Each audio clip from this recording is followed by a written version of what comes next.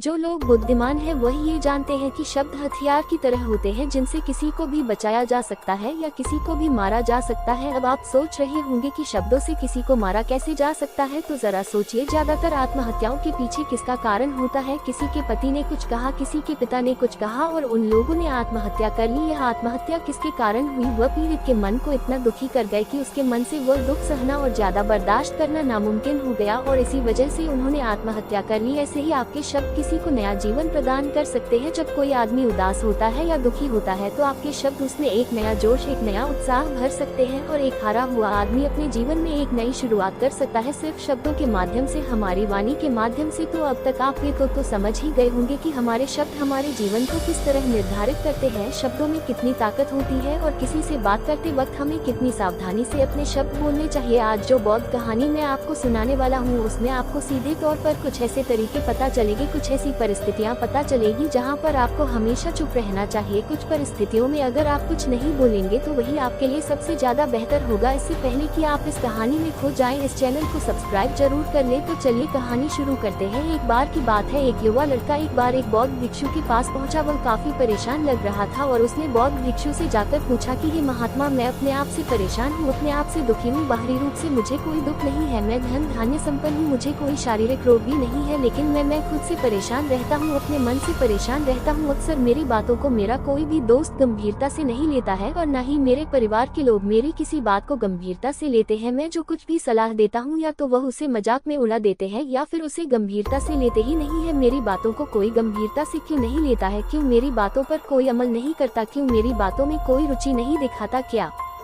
कारण है? कृपया मुझे बताने का कष्ट करें और मेरे मन के इस दुख को दूर करें। ये सुनकर बौद्ध भिक्षु ने कहा कि आज सुबह मैं चालित ध्यान करके वापस आ रहा था, रास्ते में कुछ कौवे काऊ काऊ कर रहे थे और वहीं पर जब मैं चलता हुआ कुछ दूर आया तो मुझे एक मोर की मधुर आवाज सुनाई दी। यह सुनकर अचानक मेरे मन में ख्याल आया कि कौवे कितना काऊ काऊ करते हैं, कितना बोलते रहते हैं, लेकिन कोई भी प्राणी कौवे की आवाज को पसंद नहीं करता। मोर हमेशा से सही परिस्थिति के हिसाब से बोलता है। जब भी बारिश होने वाली होती है और बादल गरजते हैं और बारिश होने की आशंका होती है, ऐसे में मोर अपनी मधुर आवाज में गाता है जो सभी को प्रिय होता है, सभी को अच्छा लगता है। ऐसे ही अगर इंसान सही परिस्थिति के हिसाब से सही शब्द बोले, सही वाणी बोले तो वही वाणी दूसरों के लिए संगीत हो जाती है, संगीत बन जाती है और दूसरे लोग तुमसे सम्मोहित हो जाते हैं और वहीं पर तुम्हें सब लोग गंभीरता से लेने लगते हैं। और दूसरी तरफ अगर तुम यूं ही बेफिजूल ऐसे ही बोलते रहते हो, बिना किसी बात के बोले चले जाते हो, तो फिर तुम्हें कोई गंभीरता से नहीं लेता। तुम उस कौवे की भांति हो जाते हो जिसकी वाणी कोई पसंद नहीं करता और बाद में तुम्हें दुख होता है कि तुम्हें कोई गंभीरता से क्यों नहीं लेता। इसीलिए अपने शब्दों को बेहद बुद्धिमानी के साथ इस्तेमाल करना सीखो। अगर तुम नहीं सीखोगे तो समाज में तुम्हें कोई सम्मान या कोई गंभीरता से नहीं लेगा। ये सुनकर वह युवा लड़का बोला कि हे महात्मा, मैं जानता हूँ कि मैं ज्यादा बोलने की बीमारी से ग्रस्त हूँ, मुझे इतना नहीं बोलना चाहिए, लेकिन मैं अपने आप पर काबू नहीं रख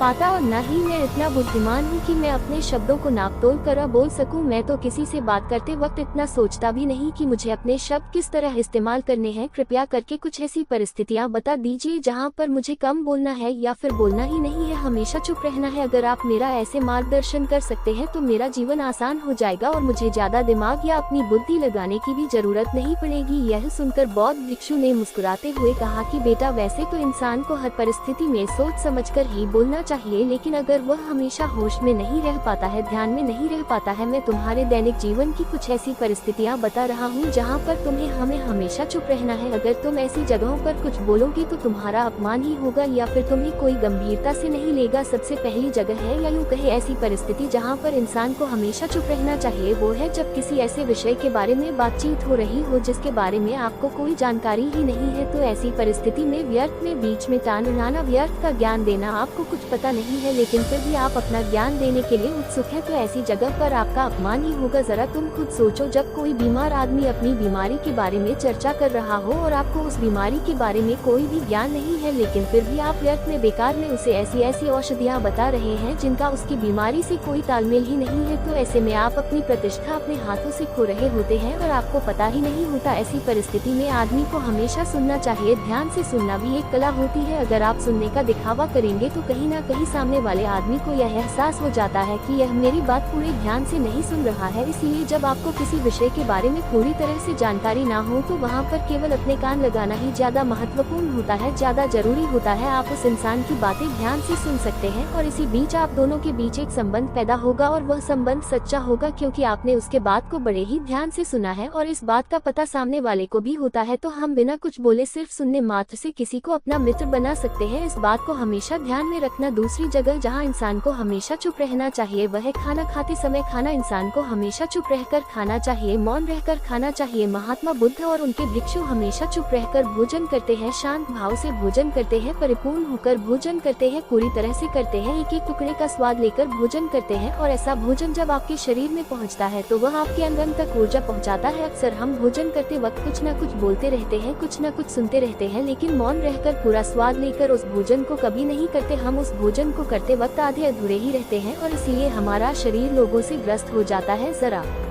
तुम खुद सोचो, बौद्ध भिक्षु हमेशा भिक्षा लेकर भोजन करता है और भिक्षा भी बिल्कुल मामूली सी, और वह भी एक वक्त का। तो एक वक्त भोजन करने के बाद भी वह इतने स्वस्थ रहते थे, इतने उत्साह, जोश और आनंद से भरे होते थे। और हम तो इतना खाना खाते हैं, इतनी सारी भोजन की सामग्री हमारे लिए उपलब्ध होती है, लेकिन हमारे शरीर में कोई ऊर्जा नहीं होती। इसका सबसे बड़ा कारण होता है कि हम अपना भोजन होश में नहीं करते हैं, परिपूर्ण होकर नहीं करते हैं, मौन रहकर नहीं करते हैं। इसलिए अपना भोजन हमेशा मौन रहकर ही करो। तीसरी जगह जहाँ पर अगर आपने चुप रहना सीख लिया तो इसका मतलब यह है कि आपने अपने ऊपर विजय हासिल कर ली। जी हाँ, गुस्से में शांत रहना या चुप रहना इतना आसान नहीं होता है। अक्सर हम गुस्से से भरकर कुछ ऐसे शब्द या अपशब्द बोल जाते हैं जिसका पछतावा हमें हमेशा रहता है, लेकिन जुबान से निकला हुआ शब्द वापस नहीं हो सकता, उस शब्द को मिटाया भी नहीं जा सकता। अब वह जिंदगी भर हमारे दामन से जुड़ चुका है और वह गुस्से में बोला गया अब शब्द हमारे मन को समय समय पर बेचैन करता रहता है, दुखी करता रहता है। लेकिन गुस्से के वक्त चुप रहना सीखना भी एक बहुत बड़ी कला होती है। गुस्से में आदमी का अपने ऊपर काबू कहाँ रहता है, अपनी इंद्रियों को वश में कहाँ रख पाता है। इसलिए इस कला को आप तभी सीख सकते हैं जब आप गुस्सा भी होश में रहकर कर पाएं। जब भी आपको गुस्सा आए आपके दिमाग में सिर्फ एक ही बात आए कि मुझे चुप रहना है, मुझे किसी से कुछ गाली गलौज नहीं करना है, किसी को कोई अपशब्द नहीं बोलना है। और जब यह विचार गुस्से के साथ जुड़ जाता है और धीरे धीरे यह आदत बन जाता है तो आप अपने गुस्से को भी काबू में करना सीख जाते हैं। जब भी कभी गुस्सा आए तो किसी को कुछ बोलने की बजाय कुछ शारीरिक व्यायाम करना शुरू कर दो। उछलना, भागना, दौड़ना, जिम करना, कुछ भी आप ऐसा व्यायाम कर सकते हो जिसमें आपका शरीर थक जाए। आप पाएंगे कि जब आपका शरीर थक जाता है तो आपका मन भी शांत हो जाता है। आपने इस गुस्से की ऊर्जा को एक सकारात्मक रूप दे दिया और यही बुद्धिमान व्यक्ति की पहचान होती है, जो दूसरों के तानों से भी अपना घर बना लेता है, अपनी कामयाबी के रास्ते निकाल लेता है। वही सच में बुद्धिमान आदमी है जो जहर को भी दवा बनाकर इस्तेमाल करना सीख जाए, वही असली